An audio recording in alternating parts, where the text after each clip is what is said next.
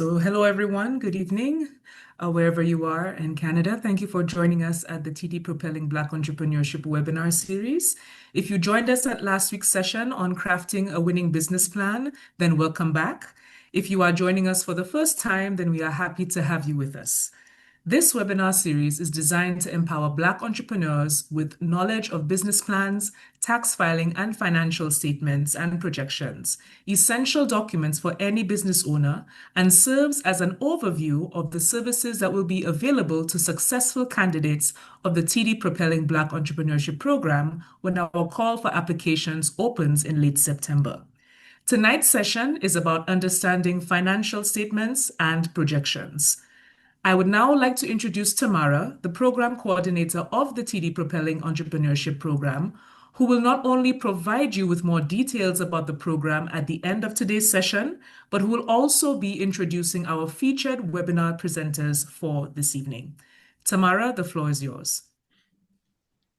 Thank you, Bernice, for that introduction. And now I have the distinct pleasure of introducing our distinguished workshop leaders today, Steve and Cylena from MNP. I'll start with Steve's bio and then I'll move on to Cylena's. Steve Ehounou, CPA auditor, is a partner with MNP's Assurance Services Group in Montreal. Focused on developing a relationship of trust with his clients, Steve provides audit, corporate, and personal tax services. With more than 15 years of experience, Steve has worked on mandates for companies in various industries, including hospitality, retail, automobile, manufacturing, technology, renewable energy, and financial services. He has also worked with several not-for-profit organizations in the medical and educational sectors. Providing high-quality services at all times is a priority for Steve. As a partner, he is proud to be able to find solutions to his clients' requests or to guide them towards the expertise and assistance that best suits their needs. Steve is a chartered professional accountant and a chartered accountant qualifying in 2011. He has a graduate diploma in public accountancy from the École de Haute Études Commerciales of Montréal. Cylena is a senior manager with M&P's Private Enterprise Services team in Markham, Ontario. She provides full-service, tailored advisory, tax planning, and compliance solutions to help privately owned businesses succeed. Her expertise includes financial reporting and compilation engagements, as well as corporate, personal, and trust income tax planning and compliance. She also advises clients on a wide range of business matters and connects them with M&P's extensive network of specialists when needed. Cylena holds a Bachelor's of Accounting from Brock University 2008 and is a chartered professional accountant, having earned her Certified General Accountant designation in 2014. So now I'm going to pass over the session to Steve and Cylena. Thank you. Thank you, Tamara. But before we begin, just a little bit of housekeeping. If you do have any questions for any of our panelists here this evening, you are more than welcome to put them in the Q&A box, which you can find at the bottom of your Zoom screen. If you put them in the chat, it may be easy for us to miss them. So please put them in the Q&A box. Again, that is at the bottom of your screen. Thank you very much. And over to MNP. Thank you. Thank you, Tamara. Thank you, Bernice. Thanks, guys, for your time today. And thanks for the intro. I don't have to intro myself. It was well done. So we're going to go straight to the material. So today, look, we want to give you some insight on understanding on the financial statement. What is the financial statement exactly? And as you know, and Bernice put it that very well, it's an essential resource. It's a tool that all entrepreneurs should try at the best to understand, because any transaction, any business decision that you're going to take, or you're going to face, any challenges you're going to face, or decision you're going to have to take are based on financial statement. You need you need a bank. The banker is going to ask for a financial statement. You need a new shareholder and investor is going to ask for the financial statement. The government is going to look at your financial statement. I know FACE has the program, the TD propelling program, require financial statements. So anything you got to do as an entrepreneur in terms of financial information comes across, you need a financial statement in your life, right, of entrepreneur. So we're gonna go through the basics. If you have questions, let us know. Take it as it's a free consultation. It's a free consultation from MNP. Any question, we're gonna be able to relate that to your situation and try to reply our best as best as we can. So those are in the screen. You see the component of a statement, a typical statement. You have a balance sheet. Balance sheet is the situation at a point of time. So it's your assets minus your liability at a certain date, right? Income statement, we're going to go into the detail for those ones. So income statement is the result, the performance result of your corporation, right? The profit and loss, the profitabilities. Did you make profit? Are you profitable? Did you make money? Cash flow statement, it's really the cash flow. Yes, you can be profitable, but it's non-cash. Like you have a bunch of non-cash revenue of non-cash expenses. So cash flow, it's a more precise indication or measurement of the cash is generating by a company.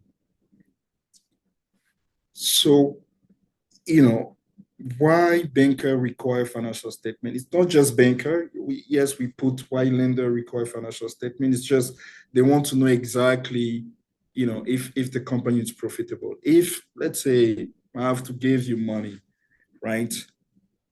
I'm gonna need to see some numbers, how much sales, what are the profits? Is this company gonna be able to pay me back? So, and what is your debt ratio? What is your leverage? Do you have too much debt? Are you gonna be able to pay me back? So it's just around, taking a decision for a third party, right? We're looking at the bank here, but it could be an investor, right? I understand that most of you guys are, in the early stage, so 5 years and less, right? So you're gonna face those type of decisions, right? So understanding the financial statement is key. And in Canada,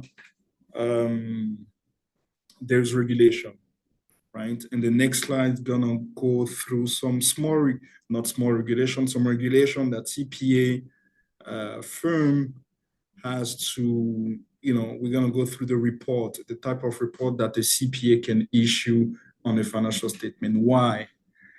It gave some assurance. Let's say I have a transaction, I have a client, you want to sell his business, right? And you want to sell it to me.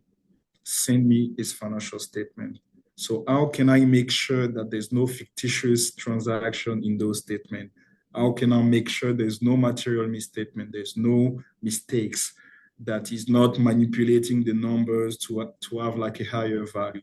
That's why, as CPA will come into play to give some assurance on the statement. So we'll go through the 3 type of report that we can issue on the statement. It's good for you to know. You might not need them now, right? But it's good for you to know in terms you come across and you need that services, or you need to have your number certified.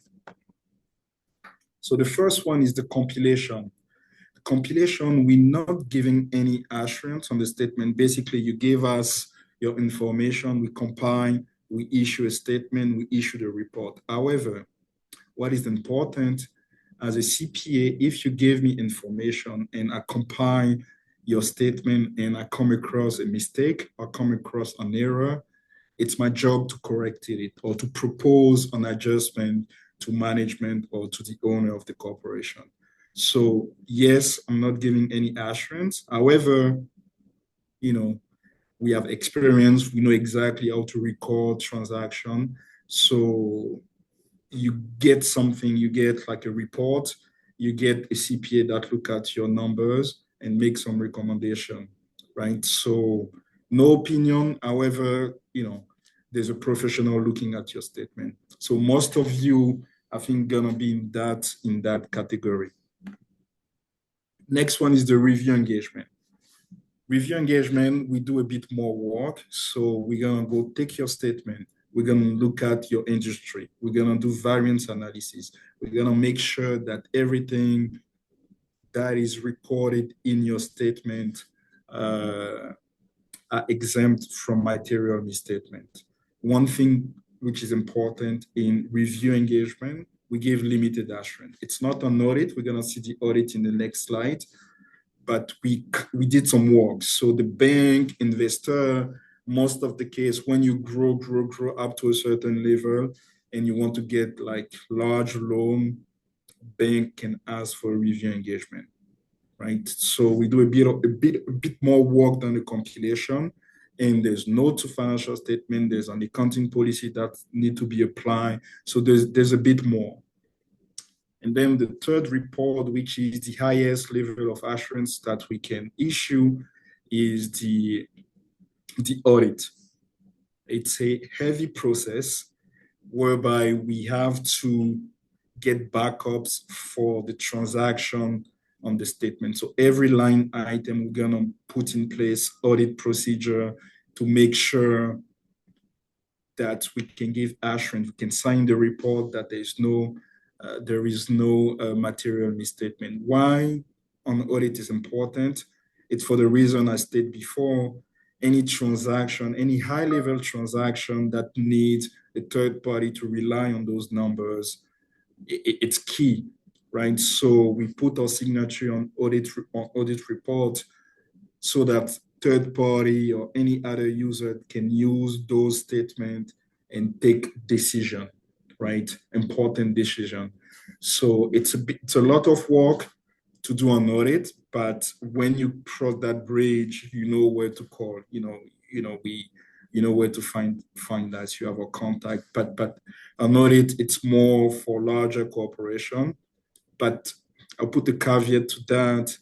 If there's some people here on the audience that have non-for-profit with charity status in Canada, there's strict regulation. For example, if you're soliciting public money, public funds, I think there's a threshold. There's a threshold at 250K revenue. So when you hit that 250K in terms of public funding, public revenue, and donation, it's trigger an audit. So it's a requirement. It's mandatory, right? There's other, a startup. I have a couple of clients, startup. They get money from any type of government or grant or innovation program. Most of the case, they're gonna either ask you for an audit of the program, or they can ask you for an audit of your financial statement. So yes, the bank won't ask you for that, but you might have other third party that might ask you for an audited financial statement. So it's good for you to know high level what it is, and reach out to your CPA firm to help you if the need presents itself. So go deep now into the element of the financial statement. So we talked about the balance sheet. Balance sheet is the company current status at a specific point in time, right? It's gonna give you a summary of your asset and liability. What is an asset? Your asset is the resource that you control and that will give the corporation future benefit, actual and future benefit. So an example of assets, cash, accounts receivable. Accounts receivable, it's you sell your product, your client, your customer has to pay you for the services rendered, right? So you're gonna get money in the future. Inventory, you bought inventory for resale, it's gonna trigger cash flow in the future. Equipment, you bought an equipment, yes, it's gonna help you build up your product, or it's gonna help you generate some sales. So it's an asset. You have liabilities. I didn't put the definition here. Liability is all the obligation, what you have to pay back in cash, but in services as well. So it's important that those are disclosed properly, because we're gonna see shortly, if you have a lot of assets that don't convert into cash fast, you might have an issue, right? We're gonna look at how to look at it properly to take the decision. So technically, asset minus liability gives you your equity. Equity, it's kind of the accounting, the carrying value of your corporation, what its value. It's not the fair value. It's not the value that someone's gonna pay today, but it gives you an idea. Let's say you want to sell your company, you start by your carrying amount, the accounting value of the corporation, and then you're gonna add the upside, right? But that's for the balance sheet. Next slide is an example of how it looks like.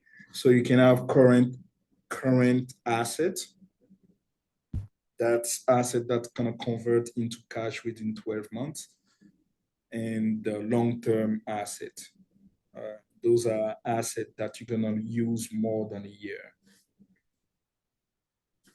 The liability side, I put some example: account payable, deferred revenue, or stick to deferred revenue. Deferred revenue, it's like you have a contract, you didn't render the services, you don't render the services, and you collect money from your client. So technically, you have a legal obligation to deliver that services. So the cash that you receive, it's not a revenue. And I take that example because I got a case recently. It was a merger and acquisition, right? And the buyer, the deal, the purchase agreement outlined that the value of the corporation was based on revenue. Okay, it was 6 times revenue. But when we were starting doing our due diligence on the financial statement, we come across some deferred revenue, meaning some cash that was collecting by the target, but the target record that as revenue. So technically they were overstating their revenue, and without us, or without the management checking carefully, of doing the due diligence carefully and pick up that specific accounting issue, they would have paid more, right? They would have paid more on the dollar. So it's important for you guys to build up financial statement first on the timely basis, right? Not just like every year you issue your financial statement and then you file your tax return. Yeah, that's the basic. If you want to take proper decision, you need to do it monthly, quarterly, at the very least. Or I have a business. I'm checking my statement every day, every week. I know exactly what's going on. I know my asset, I know my liabilities. I know exactly. So any times of the weeks, I can take a decision, an advised decision on my business. And it come, when I cross that bridge, say, look, open the accounting software, I have access directly, all my transactions are tied, and I know exactly, okay, here, yes, I can take this as a loan, I can take that client, I have enough space, that client is not paying me, I have to follow up, I have to collect, and so the financial statement is very important. It's very key. I know you guys, you have the vision, you're very smart, you know exactly your project. And so my message for you today, it's not to neglect the financial element of it. I know last week you had like a course on crafting the budget, the business plan, and that's a continuation, right? You need to update your business plan. Maybe when you're going to look at your statement, do an analysis. Okay, maybe I'm not where I want to be. Maybe I should go update my business plan. maybe there's this. So your statement, it's based on past transaction, but your financial statement gonna allow you to revert back to your business plan and to see if you have to change strategy, or if your business plan is working, if your idea is good, if there's result. And talking about result, before that, I wanted to insist on the working capital. That's basically the definition of the working capital. It's your current asset versus your current liabilities. And your liquidity is cash on hand to pay current liabilities. That's a key element, very key element of cash management, treasury management, because a bunch of clients, a bunch of startups gonna go bankrupt because they don't do a proper management of their working capital. It's crazy important. It's very, very important. Why? You can sell, right? If you're good at selling, you're gonna sell, right? But doesn't give you any benefit to sell and not collect your money, or selling and not checking, where this, you can have big client. I have an example for you guys. Food and beverage client have in the community have like 2-3 million of sales with big player, Costco, Walmart, Metro, but they didn't pay on time. They were paying like, I have an example in the next slide, 120 days, 180 days, 90 days, but the guy, he has to pay his supplier 60, 90 days. So at one point, the decision that should have been taken at this point was to finance the working capital. You go to the bank, you say, look, I have this, I have AR, I have inventory, I have good current asset. Can you give me a line of credit, right? Yes, you're gonna pay interest, you're gonna get your money, you're gonna pay your supplier, and then your business is gonna continue to flourish, right? Instead of just doing nothing or not knowing that you have that working capital deficit and then get hit by a bus, right? So it's very important to know exactly your cash position, to manage it, to manage collection, and to make sure that you collect your cash, your current asset. That's super important. So that slide recap a bit the example that I was giving. So here there's a working capital financing requirement because that specific case, there's an account receivable of 200, inventory 30, 230K of current asset, assuming everything being equal. And we say in that study case that take up to 120 days to convert to cash. However, on the liability side, you have just 100, right? Your working capital is good, right? You have a big surplus, but supplier may need you to pay in 60 to 90 days. So, by the time you collect your AR, your supplier gonna be at your door, right? You're gonna be in the cash deficit here, because if you're not collecting your AR faster, you're gonna be in the deficit, and you might, if the supplier doesn't want to play ball, it might be a difficult situation, right? So by having a statement, by knowing those facts, by taking the proper decision to go to the bank, it's not a risky loan or a line of credit. You have the collateral, right? Bank want to see collateral if they're gonna get paid, right? So you're gonna take your statement, go to the bank, show them, and say, look, this is the situation. I need like a line of credit to finance my working capital, and then you're good. And you keep generating money, and the bank gonna trust you, and you develop your relationship, and then you manage your cash flow correctly. Doing nothing, it's not the status quo. It's not an option because it's gonna blow in your face at some point, right? Unless you have like a liquid business. Next part is the result. I was talking about, comparing your business plan to your statement. So the income statement is the tools That's going to allow you to see exactly the performance of your corporation. Again, the same thing. You need statement on a timely basis. You cannot wait a month, a year to know exactly what are your sales, what are your expense. You need to know it on a timely basis. I recommend my client monthly, quarterly. Look, personally, I like it weekly.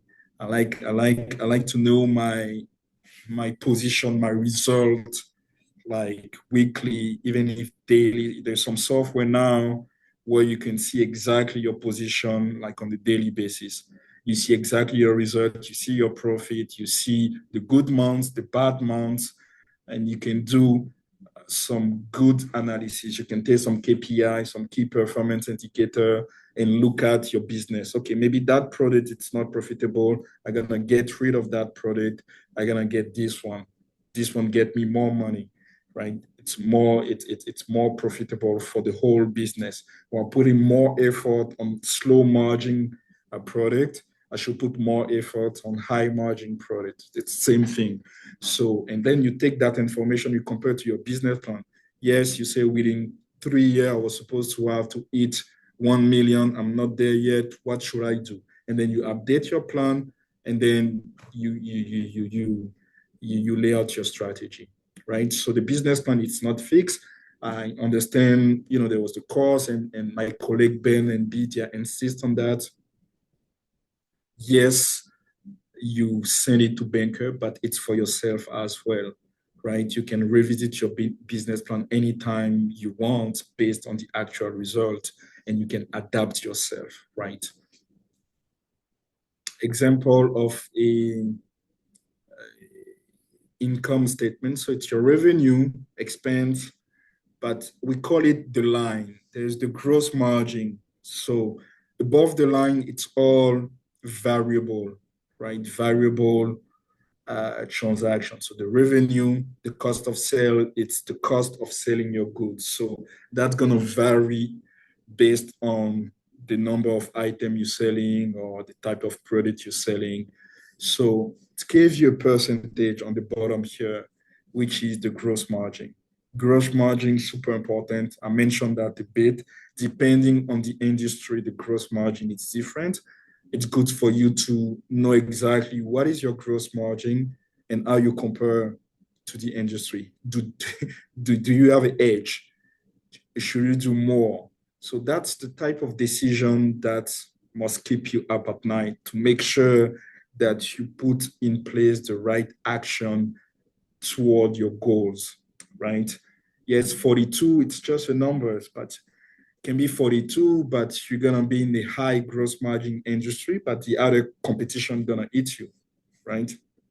So some industry, take for example, the car dealership industry, gross margin on the selling of the car is very low, like 2-3%, but on the services, it's very high, right? They sell assurance, and then when you go do your checking of your car, that's where they make money. So if there's a company and then the company cannot generate that much money on the services, you need to change your strategy, right? You need to align to the industry at the very least, or beat the industry. And then below the line, so below the gross margin line, you have the expenses. So those are generally fixed expense that you can manage as well, right, to generate your profit, right? So again, the financial statement is a tool for you. It's a tool to take decision, advise business decision. And I'm gonna insist again, you have to know exactly where you are, like on the timely matters. And next statement is the cash flow. Cash flow, it shows basically cash in, cash out. It's really your cash needs or your cash generation process, right? Operation, how much cash did your company generate from operation? How much cash generating from investment, and how much cash generating from financing, And in the financial statement, you're gonna see, or take an example or go back, you see here the line amortization. That's a pure accounting expense. What it is exactly, it's to amortize the value of your equipment and long-term assets into your profit and loss. Basically, the accounting regulator wants, you know, the corporation, let's say you have to determine what is the useful life of your long-term asset. If I have a building, if I have an equipment, let's say you have to determine as an entrepreneur, as an account, with your accountant or with management, you have to determine the useful life of that asset and then amortize. So take an example, equipment value 100K, you're gonna use it for 10 years, it's 10K amortization every year. You're not paying that out of your pocket, but it has to go as an expense. When you go do your cash flow, that's 10K. I'll show you an example of a cash flow. That's 10K gonna be add back to show the real cash generating from the operation. So when you go to the bank gonna see like a big 1 million amortization. You have to tell them, look, it's not real cash. My real cash is on my cash flow. So you can look at your past cash flow, have some strategy there. And also, I think we're gonna talk about it a bit, financial projection at the end of the presentation and financial cash flow projection. So next slide is just the same message I have for you. Financial statement is a tool. You have to look at it regularly. You have to look at the relationship between the numbers. If you have a lot of current assets, a lot of current liabilities, you have to make sure to take the proper decision. If your revenue is not up to speed, it's not up to your budget, you can take decision upon that. Go push for marketing, push to go get more clients. You look for significant variance, period over period fluctuation. That's right. So when you look at your statement, you have to make sure that you understand, if your sales increase, you must know why. Your cost increase, you have to know why, and you have to take decision if decisions are required, right? You have to review your numbers compared to your budget. Your budget will be on your business plan. If there's negative fluctuation, you have to make sure to understand what comes from there and take action. And there's a bunch of users. You are a user of your financial statement, but you might need some investor, you might need some new shareholder. So you have to make sure to have proper financial information and process in place. Next slide. When you get your statement, there's some tools to do your analysis. Those are the ratio or covenant, if I can put it like that. So first one we're gonna look at is the leverage ratio. It's your total debt compared to your total equity. So technically, you're comparing the debt as compared to the accounting value of your entity, right? So that's measured if you have too much debt, right? I have a client, he was selling his business, debt was zero. So everyone was knocking at the door to buy the company and then leverage buyout. So put some debt on the corporation to finance the acquisition of my client. So when you have no debt, it's good, but debt is not always bad. Just you have to know the limit for your industry. You have to know the limit that the bank are looking at and act upon it. Current ratio, it's measure the liquidity, right? If you recall the example I gave, there was like a 230K current asset, account receivable and inventory, and 100 liability, which is good, but it's not enough. It's just a combination of many ratios. So most of the bank gonna want you to be above one. Most of contract I saw it's 1.1, 1.2, sometimes 1.3, which is good. But again, you have to look at collectabilities, right? If you cannot collect your current asset, even if it's two, it's not a good situation, right? So there's more to that. You have to look at your AR turnover, AP turnover, but it's just, you need the statement. You need information from your statement to get those ratios and to do your proper analysis. So I'll pass the baton to my colleague, Cylena. I know she's eager to, to share some knowledge with you guys. So thanks, and we're going to take the question. So Cylena. Thanks, Steve. Okay, I'll go straight into it. The next ratio is called the debt service coverage ratio. It is a measure of cash flow available to pay current debt. Ideally, it should be greater than 1. And one of the important factors in this calculation is something that we call the EBITDA, which is earnings before interest, tax, depreciation, and amortization. Steve had talked about what depreciation and amortization was, and interest is your interest expense, and your taxes is your tax bill. It's your... You lost power. I'm in the office. Okay, I think, yeah, okay, I know what's happening. Okay, so you can still see me, so it was very good timing. So as I was saying, so interest and tax, it's kind of all within our control. It's all within our control. We at MMP, we work with our clients to figure out the most tax effective ways to set up your structures, to minimize tax, all those stuff. And that's kind of like what we do. Our job is not to give CRA all the money. Our job is to work within the framework of the Tax Act and find tax efficient ways to do things. So this is part of the calculation. So could you move to the next slide, Steve? Thank you. So then we'll go into the formula that this is the debt service coverage ratio. So what it does, it takes the EBITDA, which we just spoke about, and we divide it by your interest and principal. So this is a number, that the ratio that needs to be more than 1. And banks and lenders and investors, this is a critical tool in them assessing the financial health of the company. It's, can you pay back the money that you borrowed? And that's critical. And sometimes, depending on your lender, they can be more conservative, so they want more assurance.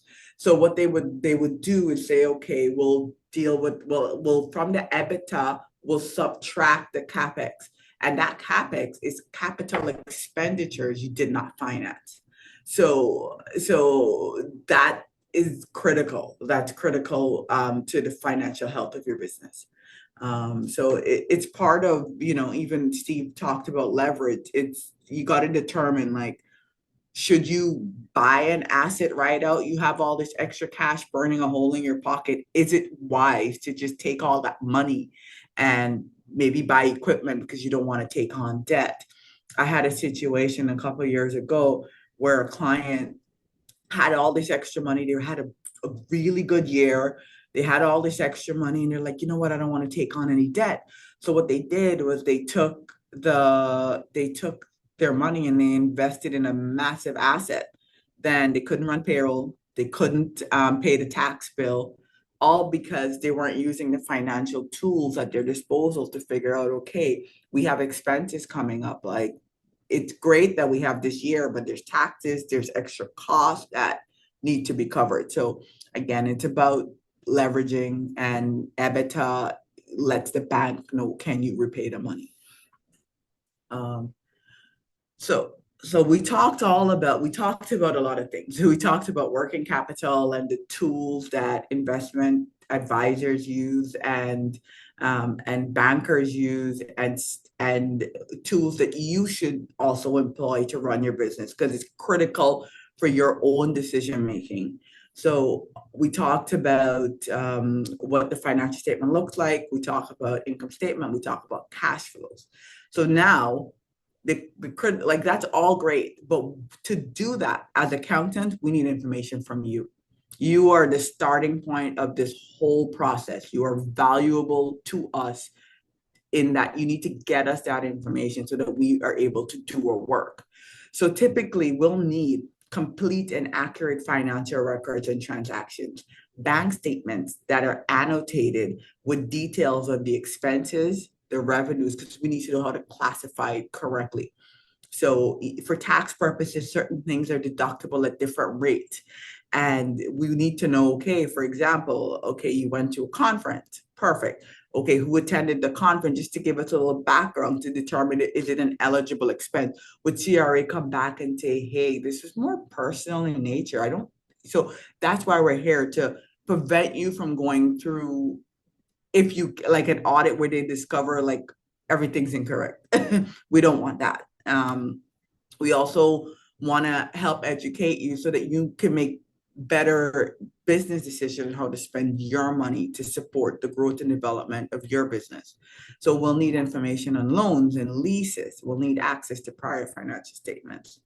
This list seems simple, but we're going to send you a very detailed list of what we require before we start. And I just wanted to let you know that all this can't be done without providing the information, and we need to prepare the statement.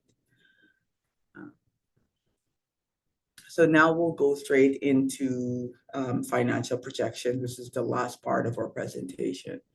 So these are forward-looking estimates of a business's financial performance over a specific period. They typically include forecasts for revenue, expenses, cash flow, and profitability. This is what you need to prepare a financial projection. They help businesses plan, budget, and make informed decisions. And it usually relies on, next slide. So basically, these are the key components which we kind of talked about before. It's revenues, expenses, and cash flow. So we need to know, okay, this is your historical. What's expected in the next year or two? Are you expected to stay about the same? Are you expected to grow at 5 to 10%? We're also looking at, hey, what's the market doing? And we kind of use that information to prepare the financial projections. We look at expenses and we look at it. Are there any non-recurring expenses that need to be taken out? Are there expenses that should be added? Maybe you didn't include these expenses this year because, you were trying to do something else. So we need to kind of look at that and take a look at the fixed versus the variable. Then we'll start looking at, your projected outflows and inflows to make sure that you have the liquidity necessary. So some of the common challenges that we've seen in solutions as well is one of the main challenges is uncertain market condition. And anyone who's been alive in the last 5 years, the pandemic threw a lot of businesses off kilter. It's been tough. And businesses have had to be resilient. And some of that have impacted like projections. Even the current tariff situation. Today we're getting 25, tomorrow it's off. Today it's on. All that affects your cost, your expected revenues. So it's constantly changing. And a lot of the businesses here are generally newer. So sometimes there's a lack of historical information. So we try to find ways that, okay, you don't have the historical, but whatever we have, we'll work with it. And some of the solutions when the market's so uncertain is conservative estimates. Don't overestimate. Regularly update projections as we know the conditions have changed. And then engage experts like M&P. We have a valuation team. We have a team that does this. So work with us and we'll have an idea of what industry standards are and we'll pull on that, and then we'll look at your unique business and see how it compares to industry standard. Maybe you have a unique advantage that you expect your revenues to be higher. We work on that.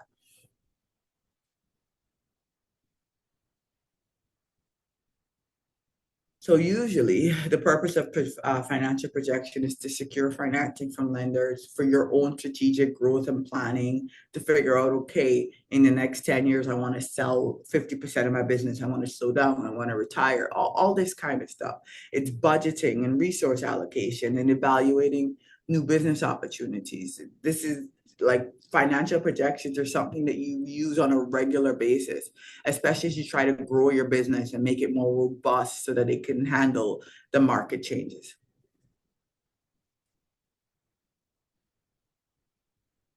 So this basically completes our presentation, and we wanted to let you know that M&P, we're not just an accounting firm, we're an advisory firm. And I've mentioned before, we have teams that work on business plan and projections. We have teams that do business evaluation. Steve and I both do tax planning, and there's even more elaborate tax planning where we bring in audit tax leaders from the group, from our firm, to help figure out a plan to save you money, pass on intergenerational wealth in a tax effective way. We also deal with cross border tax issues. As soon as you start selling into the US, there are implications there. And we like to get a US tax specialist in to chat about, how your structure is set up, if it's a good structure to selling US. We want to avoid any double taxation issues or transfer pricing issues. So, so we're more than just an accounting firm. We just also happen to do accounting. We're more advisory. So, and we do your typical, financial statements, personal tax, and your T2s. We do even help assist clients in bookkeeping. We have a bookkeeping service embedded in our firm. So it's firm's pretty amazing, I have to say, not just because they got a paycheck.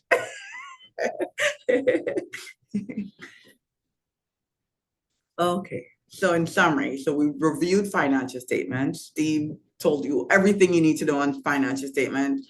He should have been my professor in university. Yeah. So he talked about the balance sheet, the income statement, the cash flow, why these tools are important, not only for the lenders, but for your own decision-making purposes. We talk about the level of assurance that, depending on the engagement, if it's a compilation or review or an audit, most of you will fall in the compilation category, but as you grow and you determine, okay, you need to sell your business or you need more financing, then you might have to move up to a review and then ultimately an audit. And Steve kind of goes through the level of assurance that the audit offers the highest level of assurance. We talked about the financial analysis tool. We talked about leverage. We talked about EBITDA. we talked about everything. And then we briefly touch on financial projections and the challenges and some of the solutions along the way. So this brings our presentation to an end. I guess I'd open the floor to questions. Yeah, thank you so much, Steve and Cylena, for all that information. We really appreciate it. Bernice had to step away, so I'll help you with the questions. We have a few already. I just want to reiterate, if you have any questions, please put it in the Q&A section at the bottom of your screen. So now is the time to ask if you have any questions. We have Steve and Cylena here to answer it for you. So I'll go one by one. The first question we have is, I run a digital marketing agency, women and BIPOC led. We are still scoping revenue streams. If I want to start selling trainings and digital products, do you have a suggestion how to price them or do competitor research?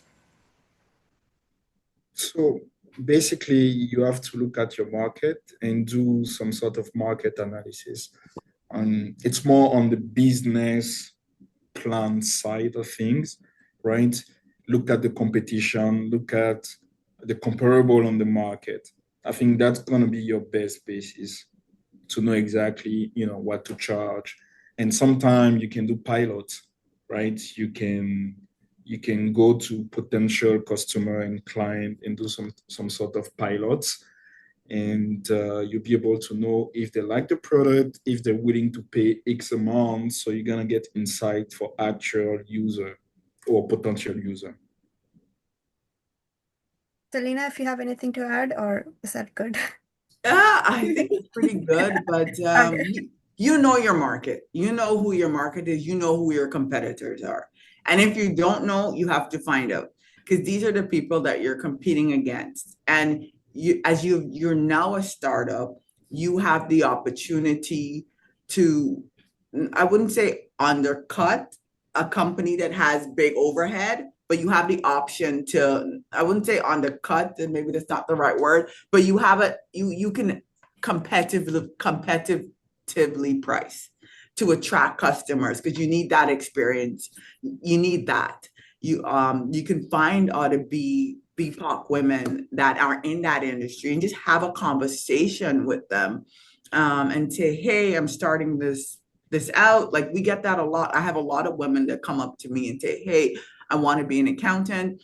Can you let me know what your process was like? And we're always, and I know BIPOC women are always willing to help and nurture the next generation of women coming up. So I would start with that. Just talk to as much people as you can. You know, it's collaboration over competition. And I think that's what I would say. Thank you so much. I'll go to the next question. I have an incorporated marketing agency. We did a few pro bono work as we are getting afloat. Do I need to report cash flow even though it was a free partnership? If it was free, and I assume the person prepare financial statement, right? If it was free, there's no cash flow. There's no cash flow. But since you have an incorporating business, you still need to do your tax return.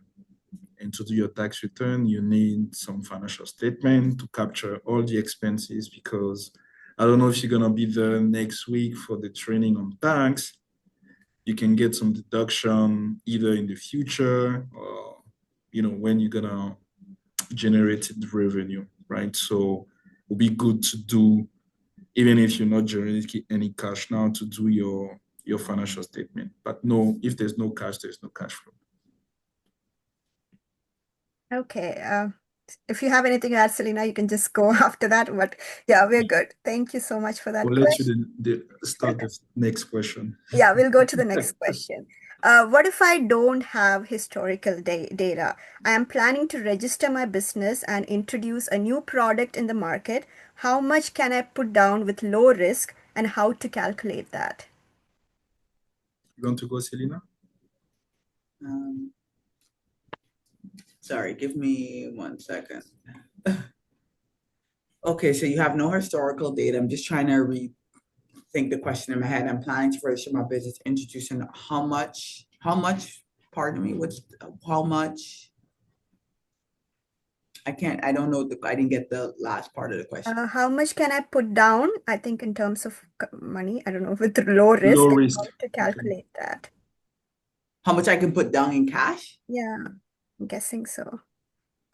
Well, it comes back to leverage, right? Like how much you believe in your product, how much support maybe you can, get loans. Face is amazing at supporting such opportunities, because you're going to need a loan because you don't know how long it's going to take you to get your product to market. You don't know the response from the market. It's a risk, and that's the thing, but it's a risk with big reward. So you got to figure out what your risk tolerance is and how much leverage you can really take on. I think you got to find out, like, unless you're making something truly unique, there must be something out there that's comparable that you can look at. You don't have to, I always say, you don't have to recreate the wheel. Find someone and piggyback off of what they've done, and find your own way to make it creative. That would be my advice. Steve?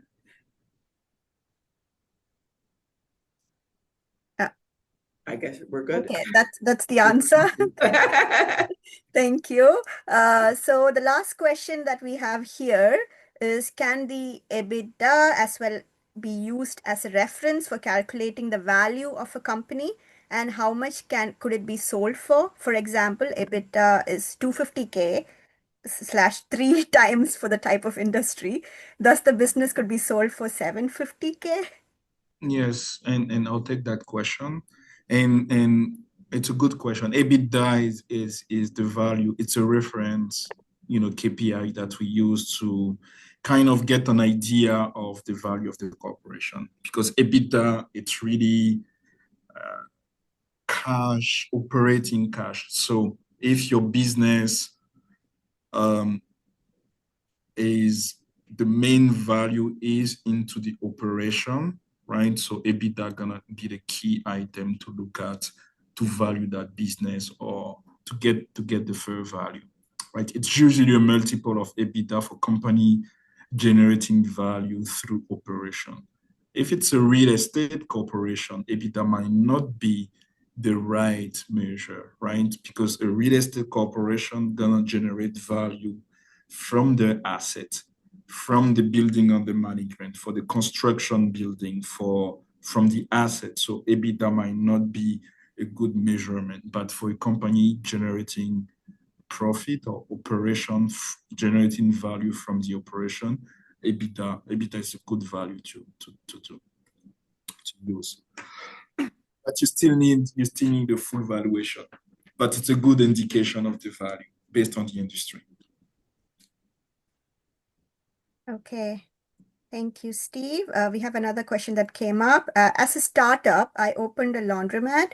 The total investment is around 600K. I've positioned myself pretty well, but I'm now at a point where I'm seeking working capital. With less than 6 months in existence, how likely am I to qualify for a line of credit? Are there easier products to qualify for as a startup? You want me to take this one? Okay, so it depends. Look, you are face, right? Yes. So there's a bunch of, for the past couple of years, our ecosystem as a community has grown. So face is one of the key player in that ecosystem. So it could be an option, could be the bank. So here there's an investment. So what's missing in the fund is to know exactly how much that laundromat generated as a profit, or I know it must be very liquid, right? So maybe the 600 is all for the machinery, and in terms of working capital, there might not be a lot of accounts receivable. So it's pretty, usually it's liquid.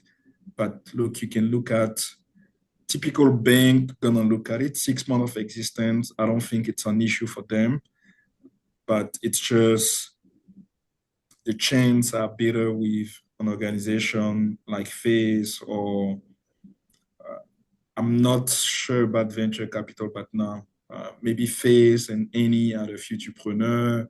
There's other organization in this ecosystem that can help finance that project.